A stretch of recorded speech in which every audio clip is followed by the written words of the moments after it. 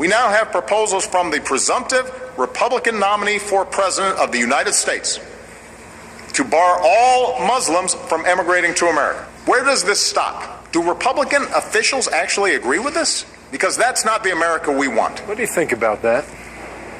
Well, I think the president's got to stop campaigning and actually be the commander-in-chief. We've got to define the enemy as Islamic extremists. We've got to take the fight to the enemy. The president needs to develop a strategy, which he has not done. The only thing I've heard concrete that he wants to do is close Gitmo and put people back onto the battlefield, and that's not going to win the war that we have with ISIS. The president's got to focus, develop a strategy, and defeat the enemy. This is what he said on that same statement. He said that their mission is to destroy ISIS.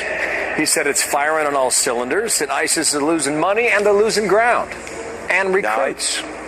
I defy I have anybody try to come on your program, Bill, and define exactly what the president's strategy is, because we desperately need one as a nation. We need to define that enemy. We got to get rid of this political correctness and actually go and defeat and win this war.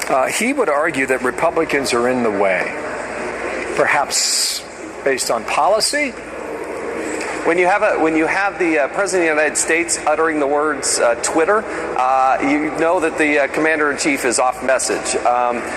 We have got to get united.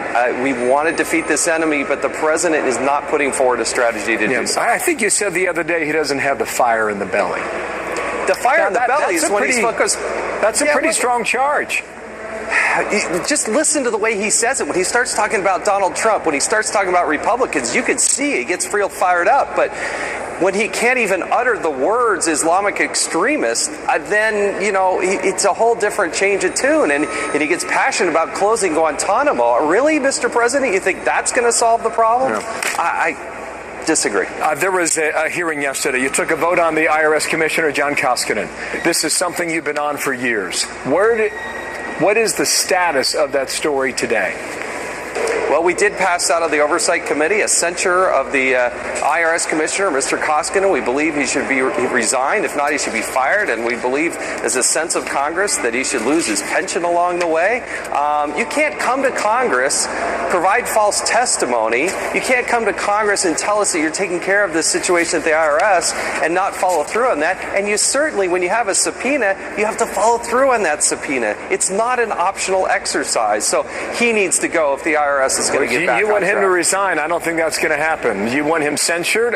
Will that happen in the House? I'm trying every tool I've got in my repertoire. I'm trying to do the censure. I believe impeachment next week in Judiciary. We have another hearing about impeaching the IRS Commissioner. But the President promised he would work hand in hand with Congress to solve this problem. It is not. They were targeted Americans, and this person, Mr. Koskinen, came to Congress. He provided false testimony, and when he had a duly issued subpoena, he did not fulfill it. They destroyed documents. Well, they could run out the clock on this, right?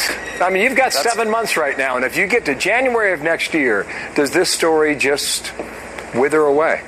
No, because the IRS Commissioner continues on.